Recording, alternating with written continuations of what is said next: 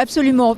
Une chose qui est très intéressante aujourd'hui avec les énergies renouvelables de la mer, c'est qu'on rentre quand même dans un nouveau monde.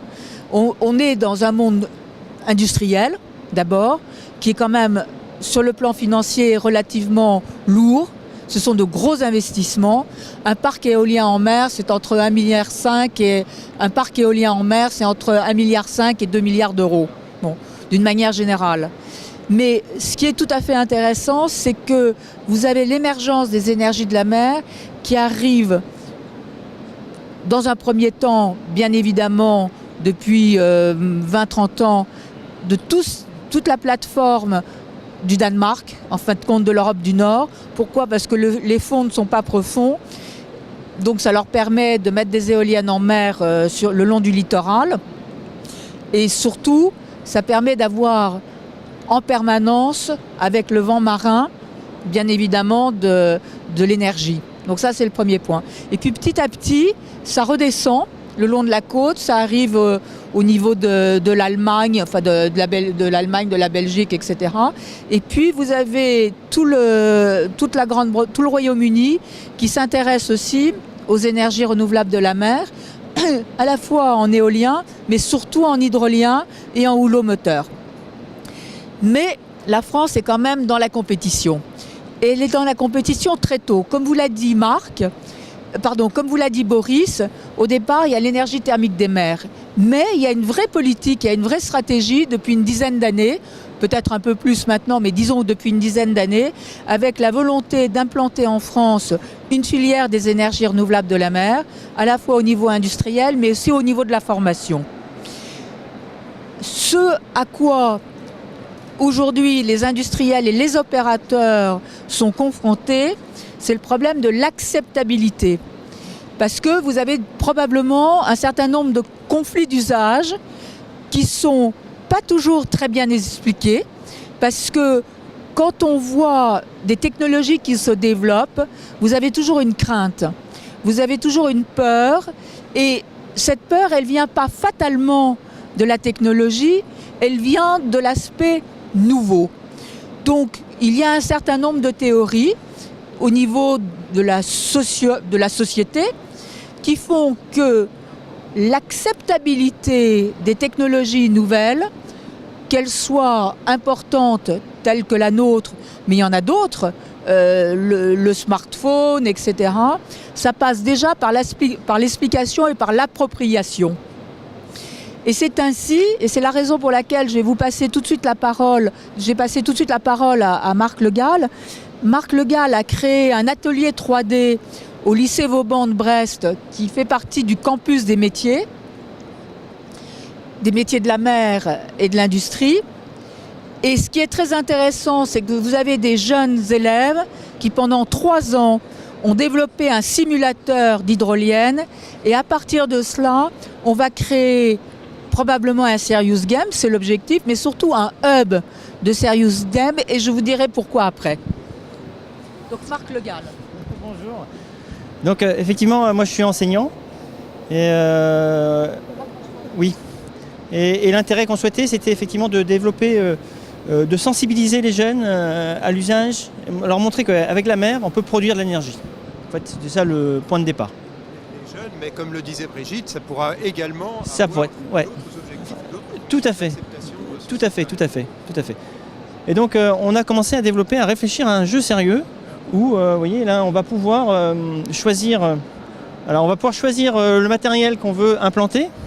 Donc là, je vous cache pas que je viens de Brest, donc vous avez forcément la côte bretonne. Attends, c'est parce que j'ai besoin de montrer. Ouais. Donc vous avez la possibilité de choisir les éléments, des éoliennes ou des hydroliennes, et après, donc vous allez les implanter sur le territoire. Hein. Alors, ces éoliennes et ces hydroliennes ont différents modèles, hein, évidemment. Et on va essayer de se caler sur les modèles que proposent les constructeurs. Et surtout, ce qui est important, c'est qu'ils sont calés sur les courants marins réels et sur les vents réels.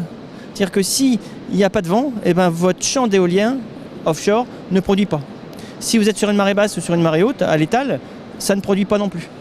Donc ça va demander à celui qui va jouer d'avoir des enjeux stratégiques, de savoir où les implanter. Je prends l'exemple de hier, où mes élèves, je leur ai laissé l'autonomie, on était en visioconférence, pour implanter leur solution, ils m'ont mis trois hydroliennes dans la baie de Douarnenez. Je ne sais pas si vous la voyez, la baie de Douarnenez, là. En discutant après avec eux, si le jeu avait été actif, ils auraient bien vu que c'était pas un bon choix. Parce que dans le phénomène de baie, dans la baie, il y a très peu de courant. Voilà. Il faut savoir que les conditions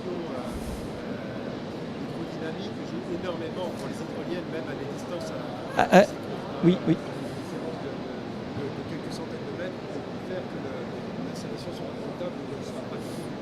Voilà. Alors après, donc là, on est au stade 0 ou stade 1, si je vous dis, du jeu sérieux. On va essayer de continuer à le développer. On va forcément intégrer une grandeur économique, parce que si pour l'instant il suffit de cliquer pour mettre des hydroliennes, c'est pas intéressant, parce que il faut qu'ils se rendent compte, enfin les joueurs, donc les jeunes, que mettre une hydrolienne quelque part, ça a un coût. S'ils mettent leur hydrolienne trop loin de la côte, il y aura un coût de transport de l'énergie. Il y aura des coûts d'entretien. S'il y a des tempêtes, on fera en sorte que, effectivement, s'ils n'ont pas entretenu leurs éoliennes régulièrement, elles vont plus de chances de tomber en panne les jours de tempête. Voilà, donc il y a toutes ces grandeurs-là qu'on va rentrer dans le jeu pour que ce soit, le plus réel possible. Mais je pense que malgré tout ça, on arrivera à prouver aux jeunes ou aux joueurs que la mer peut produire de l'énergie. Donc ça, c'était vraiment les enjeux de ce jeu sérieux. Oui. Voilà. Bon, c'est des enjeux. Cet aspect de jeu, voilà, c'est pour rendre en effet vivante l'acceptabilité, la permettre de façon ludique, mais en même temps derrière il y aura des outils à peu près avec les mêmes paramètres, hein, mais qui eux ne seront pas des jeux et qui sont réellement utilisés pour modéliser, une fois qu'on a bien étudié tous les paramètres environnementaux des champs, qu'il s'agisse de l'air ou dans l'eau, hein.